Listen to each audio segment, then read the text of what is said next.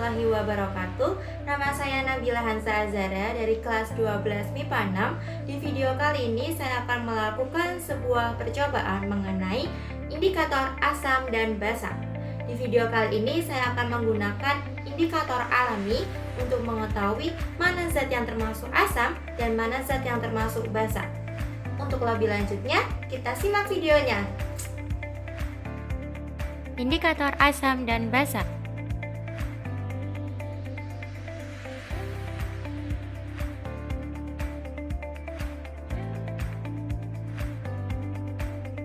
Langkah yang pertama, siapkan semua alat dan bahan.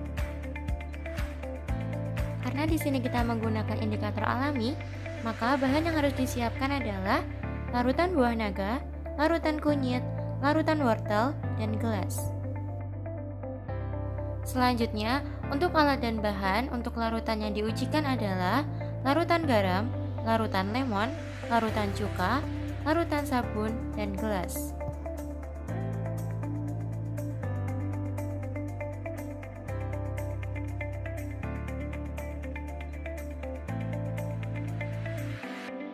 Setelah semua alat dan bahan disiapkan, maka langkah yang kedua adalah masukkan satu persatu indikator alami ke masing-masing larutan yang diujikan. Mulai dari larutan indikator alami yang pertama, yaitu larutan kunyit.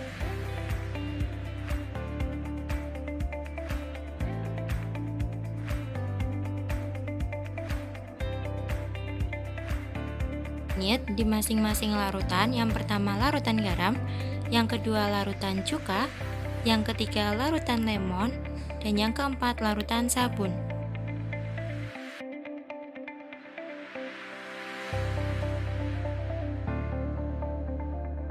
Selanjutnya adalah larutan indikator alami yang kedua, yaitu larutan buah naga.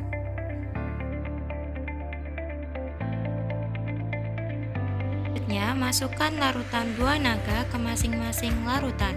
Yang pertama larutan garam, yang kedua larutan cuka, yang ketiga larutan lemon, dan yang keempat larutan sabun.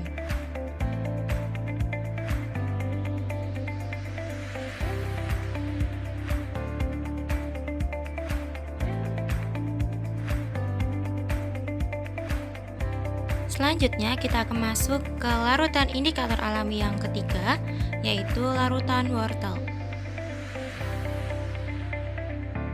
Masukkan indikator alami yang ketiga, yaitu larutan wortel, ke masing-masing larutan. Yang pertama larutan garam, yang kedua larutan cuka, yang ketiga larutan lemon, dan yang keempat adalah larutan sabun.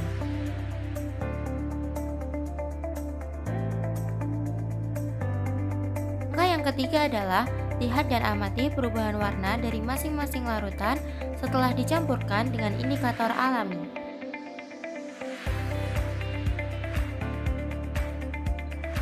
Yang pertama, kita akan melihat hasil larutan yang telah dicampurkan dengan indikator alami yang pertama, yaitu larutan kunyit. Yang pertama, kita akan lihat dari larutan garam. Bisa kita lihat di larutan garam berpisah dengan larutan kunyit, sehingga tidak menyampur. Selanjutnya yang kedua ada dari larutan cuka, terjadi perubahan warna dan semakin pekat, akan tetapi tidak terlalu pekat seperti lemon dan sabun. Selanjutnya untuk larutan lemon, larutannya berubah dan menjadi lebih pekat, akan tetapi tidak sepekat larutan sabun. Dan yang terakhir adalah larutan sabun. Bisa kita lihat di sini terjadi perubahan warna yang sangat pekat. Kedua, kita akan melihat hasil larutan yang sudah kita campur dengan larutan indikator alami, larutan buah naga. Yang pertama, kita mulai dari larutan garam.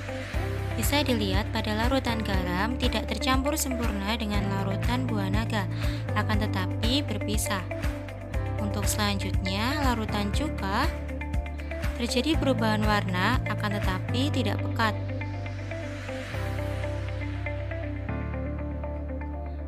Dan yang ketiga adalah larutan lemon. Bisa kita lihat di sini juga terjadi percampuran warna dan perubahan warna menjadi lebih pekat, akan tetapi tidak sepekat sabun dan lebih pekat daripada cuka. Dan yang terakhir adalah larutan sabun. Sangat jelas di sini bila larutan sabun lebih pekat daripada larutan yang lainnya.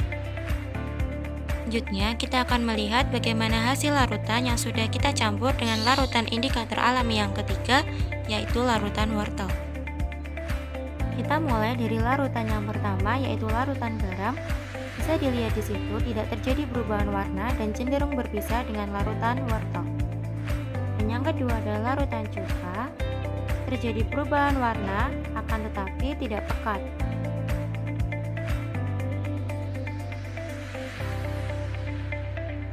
Dan yang selanjutnya adalah larutan lemon.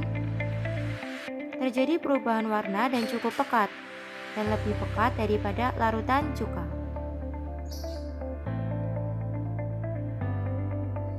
Dan yang keempat adalah larutan sabun. Terjadi perubahan warna yang cukup pekat dan lebih pekat daripada semua larutan.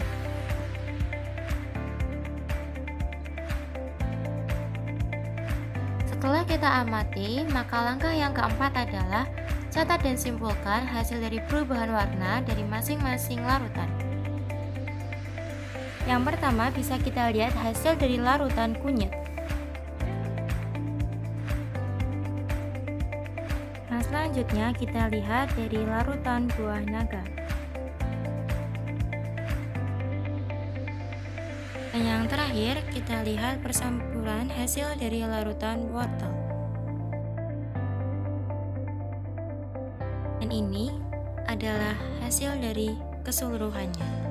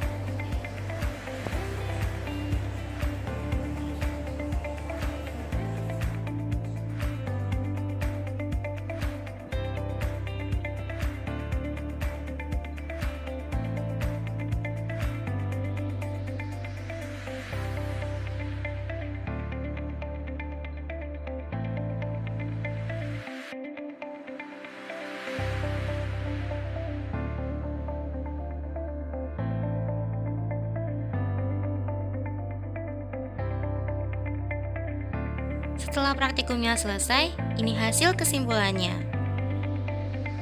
Kesimpulan dari praktikum ini adalah, untuk larutan sabun, warna larutan sabun setelah diberi indikator alami adalah semakin pekat daripada larutan lainnya.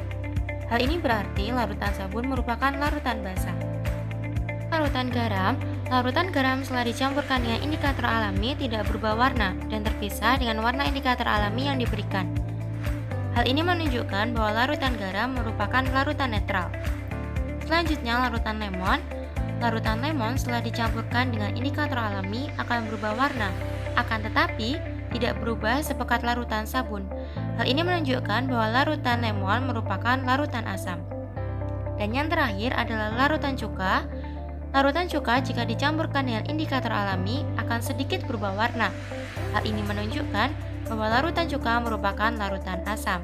Oke, mungkin itu saja yang dapat saya sampaikan.